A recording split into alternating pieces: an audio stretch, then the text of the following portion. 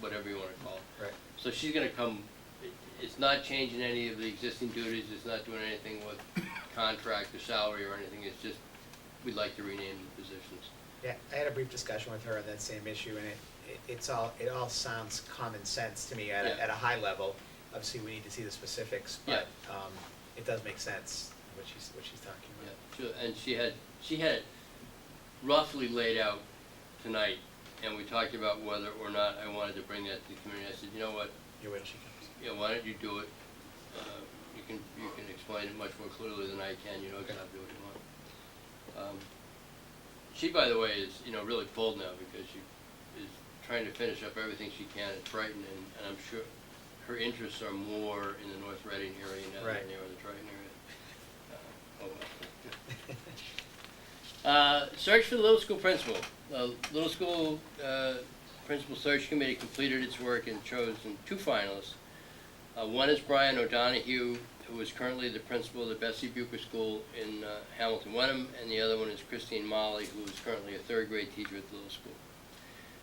A group of teachers and parents and Kathleen went to the Bucher School today and did a site visit on Mr. O'Donohue. I have not talked to the teachers who went along, but I did speak with Kathleen, and she was very impressed with what she saw at the Bucher School.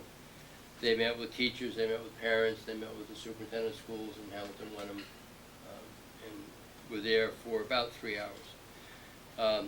Concurrently, Mrs. Molly was spending the day at the little school as a candidate. So she showed up at school at 9:15. She's met with Mr. Lassise to go over the ins and outs of the school.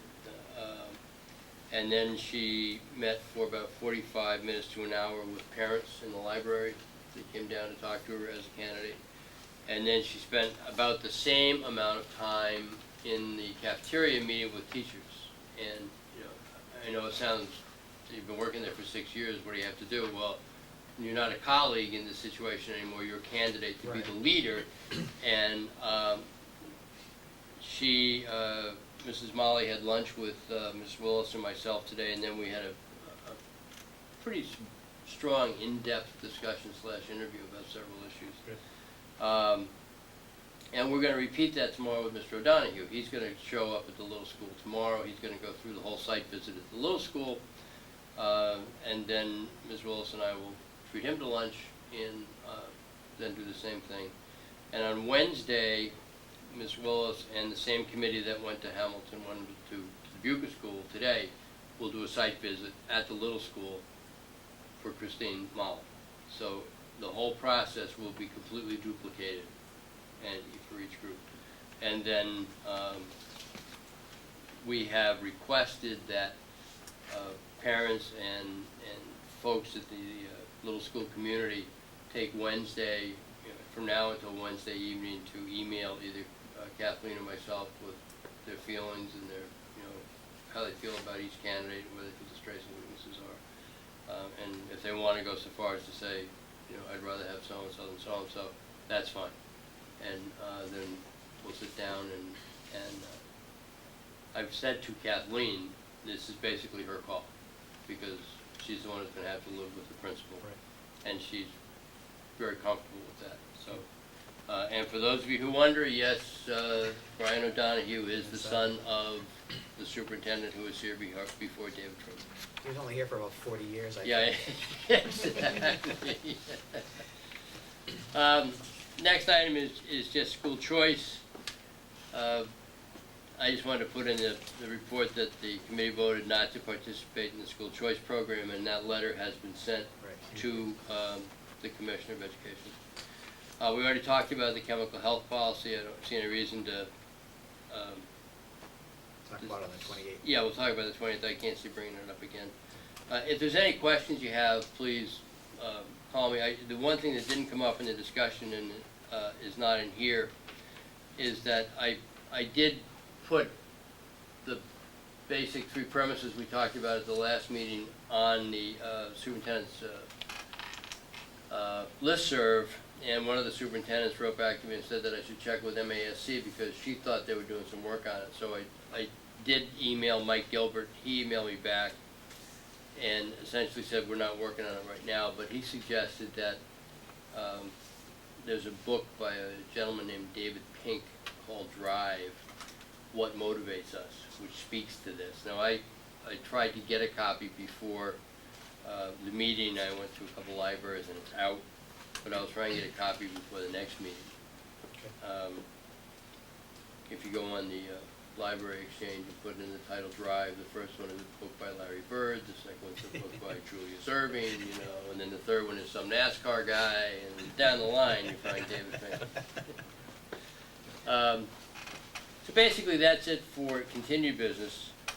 So the new business we take care of with Mr. Bernard, we do have, Mr. Bowers had brought up at our last meeting, I didn't see that on here, I see the Suburban Coalition bill, but Mr. Bowers had brought up a proposal from... I mean, it's a proposal to petition MASC. Right, and it's related to funding for special education.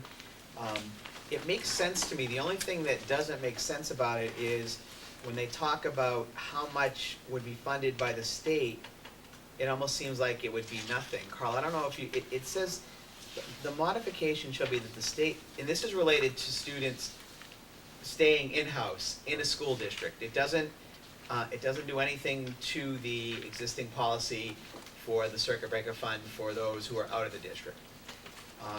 It says that the modification shall be that the state will pay 75% of any expenses exceeding 2 times the average student costs for all students housed in a collaborative program. I couldn't really understand what the formula would cover. I guess that was, do you have that, Carl, or? I'm sorry, no, what are you reading from? This was the thing that Cliff, Mr. Bowers had passed out last week. Okay. I think this makes sense. They're looking to get reimbursement from the state when we keep special ed students in-house because we're saving money. It's the best thing for the student. But I didn't understand the, this part right here when it says how much the state would fund. And I don't know if you could read that, and because I am in favor of moving forward with this and giving our endorsement to it, because it's just to get it on the mask, on the agenda for the mask convention, or whatever it's called. But I just wanted to add that question. And then, once it does that, it gets onto into the legislature Right. as a proposal, proposed right. bill, and then it has to go through, and you won't recognize anything that comes back out of it. So I'm in support of it, but I just, What I can say is that this language would certainly increase the funds available to every community under circuit breaker. okay. And I remember this discussion 2 weeks ago when I have had discussions with Chris Danjo about it, and I don't know if we've been successful in actually quantifying what the increase will be. So I can't give you an exact number for how that would Yeah, benefit us, but but I can tell you it would benefit us greatly. And so today, we don't get anything from this, we don't get anything from the state for students who are kept in the system? Yes, we do. We do. can. There is a threshold now. Right. And what this does, the way the laws are written, and Chris Danjo can speak to this more articulately than I can, but I can say this, that it's very difficult for an in-house student to reach the threshold that will allow for circuit breaker reimbursement. Okay. If there was a student who was receiving services here in the district for a majority of their day and transportation, it might be that they would hit that threshold, thereby allowing us some circuit breaker reimbursement. But to your point, the vast majority of circuit breaker dollars are generated by out-of-district kids. So this is lowering the threshold then? That's for- right, that's okay. exactly.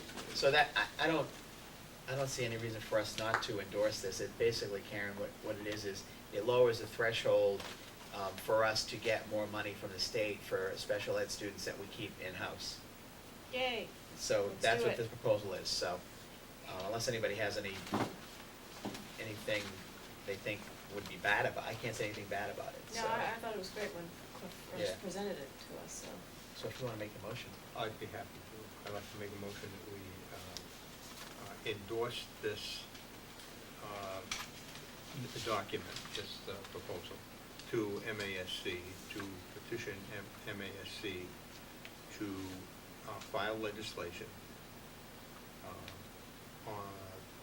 and that this be brought up at the MASC's annual meeting in October. Okay. Have a second? I was second. Any further discussion? I too want to thank Mr. Bowers for bringing this forward to us. I believe they have to get at least one school committee in every region, or? 5 different divisions Okay. of the MASC. I don't remember exactly how the divisions go, but that's a large percentage of the divisions, and they need at least one school committee from each of 5 different divisions in order to get on the Okay. agenda. And I'm happy to endorse it. I think it, in many cases, it's the best for the student to be kept in the district. It's best for the Absolutely. town to keep the student in the district. If we can get more funds from the state to support that, I think that's very positive, so. And with the permission of the committee, I'll get this information to the person Okay, who once we is vote. going Okay, to great. burn this all into the MASC. So we have a motion and a second. Any further discussion? Hearing none. All those in favor? Aye. Opposed? Unanimous. Then we have the Suburban Coalition Bill. How much is that? $250. $250. We need to vote on that? We need to approve that, Carl, or I, can we just pay it? I just think you- Received a bill I'll, recently, Okay. like in the last week. Okay. I'll check. Well, we don't need to vote on that, I don't think, because that just comes out of our expenses for committees and, Yeah. okay. So you'll just take care of that. So, well, thank you. Oh, bills and payroll, I think we're all set. I don't know, I didn't look. I think we might need Michael to, yes, we need one more. Minutes, Mr. Chairman, yes. Focus. Whoops. the summer meeting schedule, this is your last, I'm sorry, next meeting is your last meeting. And my recommendation is that you just schedule a meeting for July 12th, which is the normal rotation. Mhm. Ms. Willis is available on the 12th. She's also available on the 26th if you want to do it in the end of July. She can't do it the week in between because she's at the Mass Association of School Superintendents Conference on the Cape. I think we normally meet once in July, once in August. We may meet more this year, having a new superintendent on board. We also usually, and we can talk to Kathleen about this, we also usually have a goals workshop. We try to have a goals workshop in August. But I think the meeting on the 12th makes sense, and then we can discuss with her from there what we can do the rest of the summer to help move her along and Sure. move us along. Well, I'm available for both the times in July, and I think it would be helpful if we held those dates in case we need them. Yeah, I would definitely say the 12th, and I know this summer we often have 1 or 2 members missing because of vacations, but I would say definitely on the 12th, and keep the 26th open, and we can discuss on the 12th if she wants to meet on the 26th. Okay, I think that makes sense. good. And then we have the almost audit report from Carl. Yes, I'd like to comment on that. We referenced this a couple of weeks ago. This is the annual audit for FY09. You know, it's always a challenge. I've been focusing on FY09. We're finishing FY10. We're budgeting FY11, but my mind's on FY12. Worrying about FY12, exactly, yeah. right. But, and to the benefit of those who don't remember this report, this results from something called the end of the year report, which is a document we create that summarizes financial activity by very different measures. It's an Excel spreadsheet that is about 3,000 rows, so it's a significant report. And the audit, the certified public accountants that undertake this audit, once again, for the purpose of reminding us, are auditors that are not hired by the superintendent or the business manager, but by the selectmen. And this is their report. I'm very pleased with it, as I've been fortunate to say in recent years. They take a look at several hundred factors ranging from personnel practices to what's in a personnel folder to how quickly we pay bills, how accurate we are.